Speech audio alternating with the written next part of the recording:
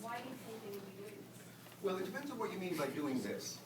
By doing this you mean why did they rule against us in 2009, my own view, and this, I don't speak for the client here, this is my view, is that the biggest enemy that we have in attempting to get delisted is inertia. That is, we've always been listed since 1997. Making that change is very threatening to the State Department because suddenly it throws into uncertainty a lot of things that are now clear, such as, how is the Iranian regime going to react? What are they going to do? And so on. So I think that is substantially explanatory of what happened then. What's happened since then, I think, could be seen as simply the department going through every one of the paces that it is entitled by law to go through. After all, the statute says that after a petition is filed, the government has 180 days to rule. That happened in 2008. There has been no new petition. We are now remanded. Does that mean that the 180-day rule still applies? And if it does, 180 days from when? What's the trigger? We're writing on a clean piece of paper. This has never been done before. However, it just so happens that 180 days after my assistant Dawn and I took the petition over to the Department of Justice in December is June 25th, I think.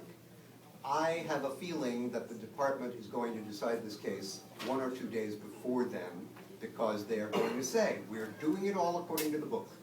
And it would be hard to argue with that. And if they come up with the right answer, frankly, we can wait a couple of extra days.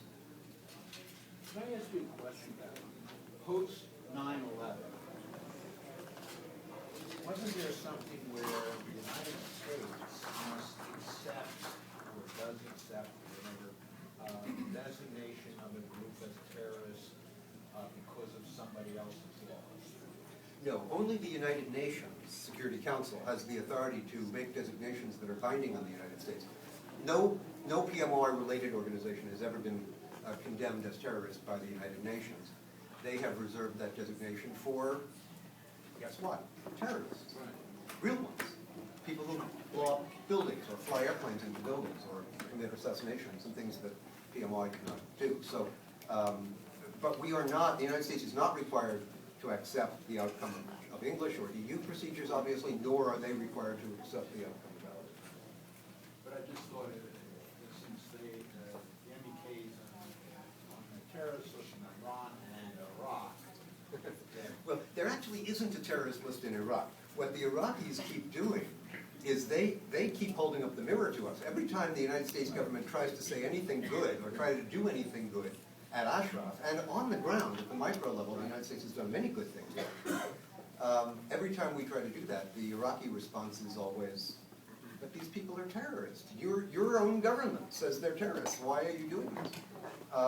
So the two countries, the two most important countries that maintain the PMOI on the terror list are the United States and Iran. No surprise there. It takes one to know one. And there are a couple of other, as I mentioned, smaller countries like Canada. But they, I'm quite sure, will not maintain that designation of the United States. Well, that's a pretty free legal advice. It's not free. Not free.